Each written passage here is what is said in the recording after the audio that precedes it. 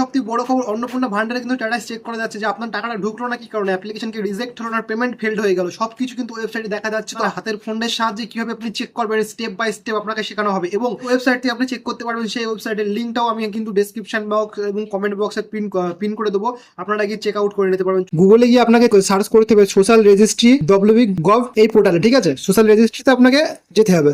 তো আপনাকে এই যে ফ্যামিলি লেভেল ডাটা কালেকশনের ফর্ম আছে দেখতে পাচ্ছেন এখানে, ফ্যামিলি লেভেল ডাটা কানেকশন, আপনাকে এই পোর্টালে ঢুকতে হবে, ঠিক আছে? আপনাকে এই পোর্টালে ঢুকতে হবে, ঢুকে দেখুন এখানে কি সিটিজেন ফ্যামিলি লগ ইন, ঠিক আছে?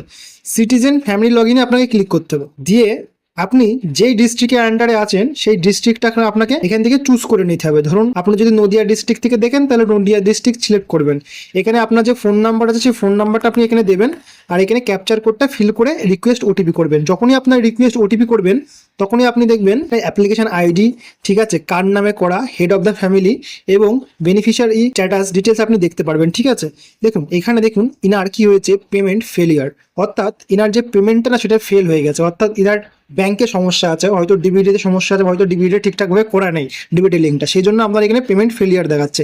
আপনার কিন্তু হয়তো অন্য কিছু দেখাতে পারে। আবার অনেকের আবার এমন আছে যাদের হচ্ছে অ্যাপ্লিকেশন রিজেক্ট হয়ে গেছে, আবার অনেকের আবার এমন আছে যাদের হচ্ছে অ্যাপ্লিকেশন এখনো আন্ডার প্রসেস দেখাচ্ছে। তো এইভাবে আপনি স্ট্যাটাসটা চেক করে নিতে পারবেন আপনার ফোন নাম্বার দিয়ে সোশ্যাল রেজিস্ট্রিতে গিয়ে যে আপনার অ্যাপ্লিকেশনটা কি রকম পজিশনে আছে।